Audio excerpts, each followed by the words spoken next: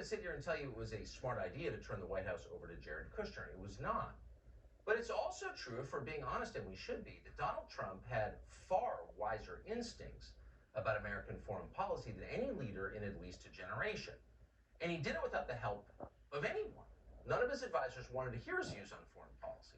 In fact, they desperately wanted Trump to be quiet, but Trump wouldn't. What's the point of NATO, he asked, nearly 30 years after the fall of the Soviet Union. No one in Washington could answer him. Shut up, racist, they replied.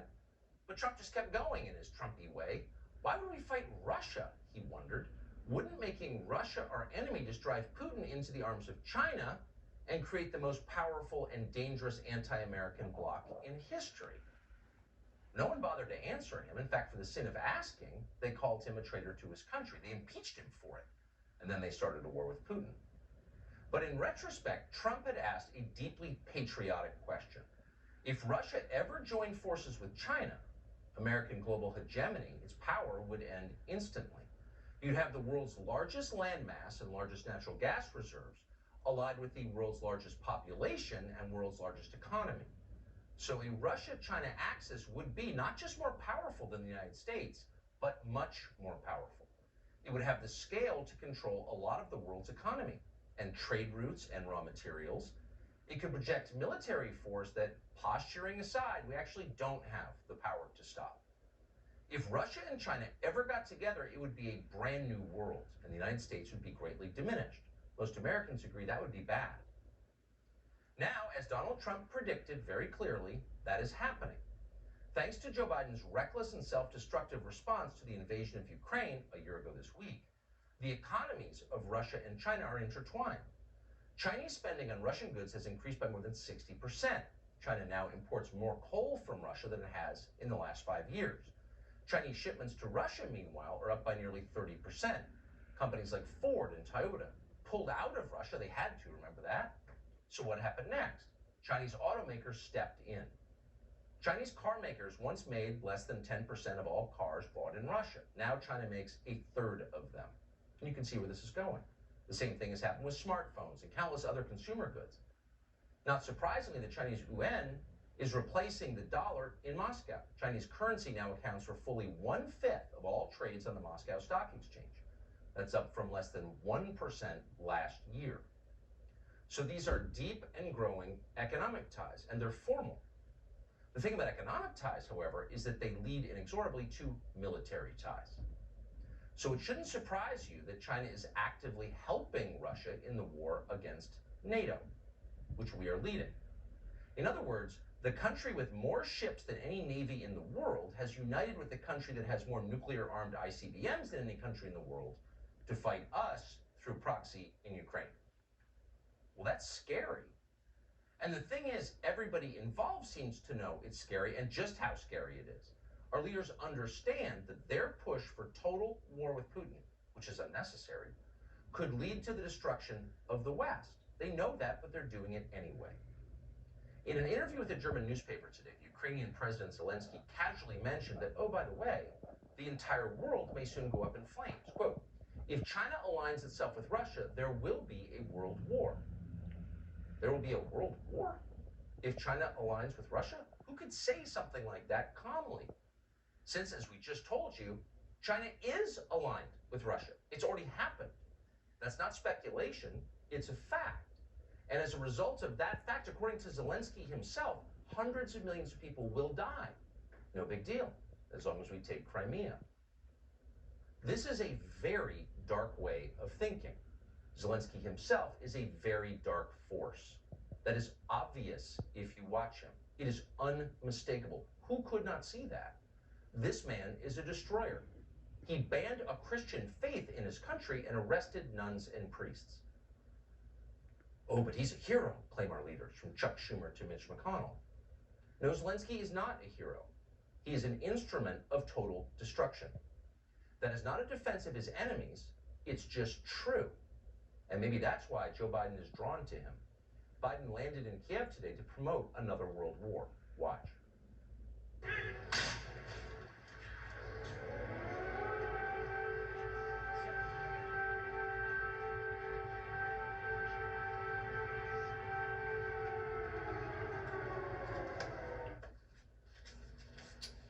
Note the air raid sirens in the background.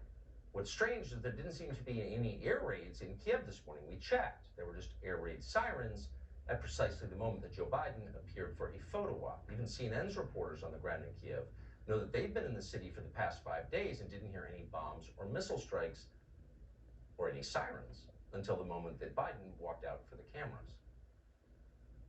I've been here for the past 5 days. I have not heard any explosions. I have not heard any air sirens until about half an hour ago, right when President Biden was in the center of Kyiv. Right.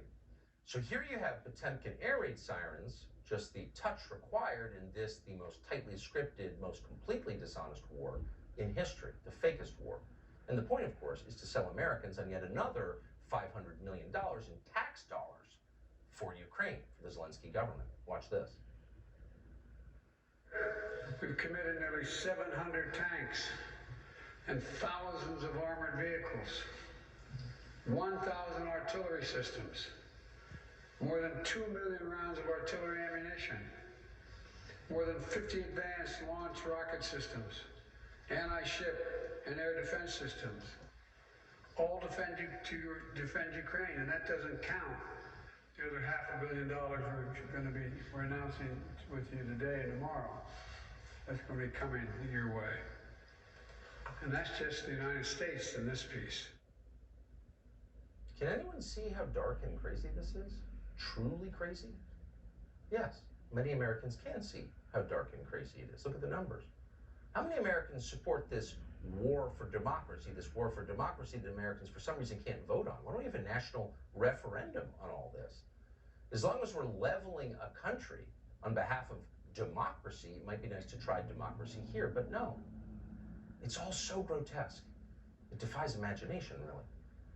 But imagine if you were watching all of this spectacle from your home in East Palestine, Ohio, a home that is still stinking of chemicals you can't identify. So here you have the President of the United States personally visiting a corrupt foreign autocrat to announce $500 million more in your tax dollars to go to Ukraine. Meanwhile, you, stuck in some lost and forgotten part of Ohio, the state that helped build this country, have a mushroom cloud over your city. The animals are dying, the water is glowing. And yet for more than 2 weeks after all of this started with the famous train derailment, FEMA and the Biden administration have refused to provide any kind of financial assistance to you. East Palestine still hasn't even gotten a visit, a token visit from Joe Biden's token transportation secretary, Mayor Pete. And after 2 weeks, people in East Palestine are starting to notice. Watch. What federal response? The White House is under fire for its response to the East Palestine train derailment. If it were in Washington, D.C., it would all be cleaned up and taken care of. I've had massive headaches since it started. And locals say they're feeling the effects of the toxic chemicals. East Palestine resident Melissa Blake says 2 days after the toxic train derailment, doctors diagnosed her with acute bronchitis from chemical fumes. It's hard to breathe. My chest is always tight, the coughing. I'm 53. I've had 2 headaches in my life, and I feel like I've had one every day since the controlled burn. My kids will never go play in our backyard again, which makes me very sad. Now it's never going to be safe for them, in my eyes. Today, families like the Bayless lined up for a $1,000 check per person. Is $1,000 enough? Probably not. Honestly, it's probably not. Ted Murphy doesn't believe officials who say there's no lingering health risks. I gotta move because I'm not safe being here. There is no way we are safe.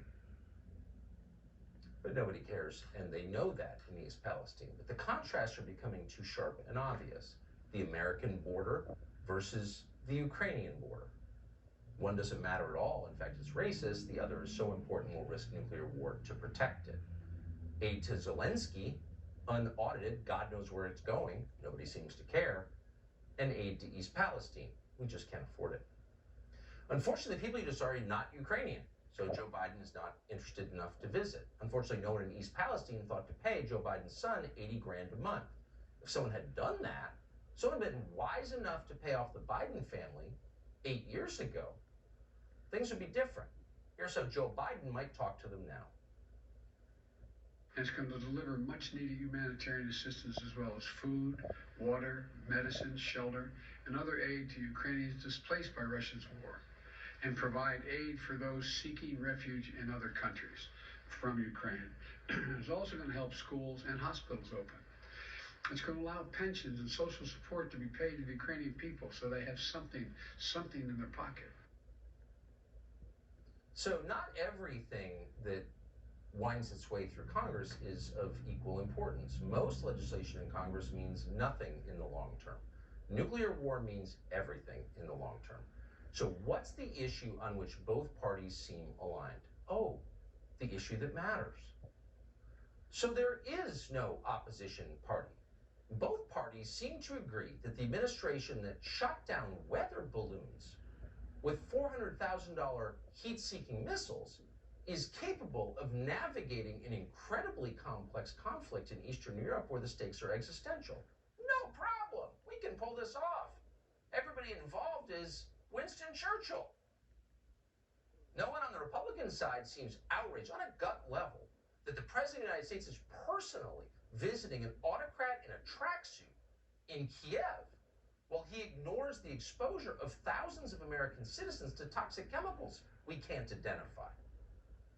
So Republicans in the Senate have a leader. You might be interested in what he thinks is important. Here he is. I'm going to try to help explain to the American people that defeating the Russians in Ukraine is the single most important event going on in the world right now. It will save us an enormous amount of money down the road if the Ukrainians can succeed. They're not asking for any of our personnel. They're asking us for financial help. So the thing is, that's not rhetoric. Mitch McConnell believes what he just said. I'm going to help explain. You couldn't help explain how to get from here to the nearest gas station. You're beyond the ability to explain. And you're way beyond the ability to lead the opposition in the United States Senate.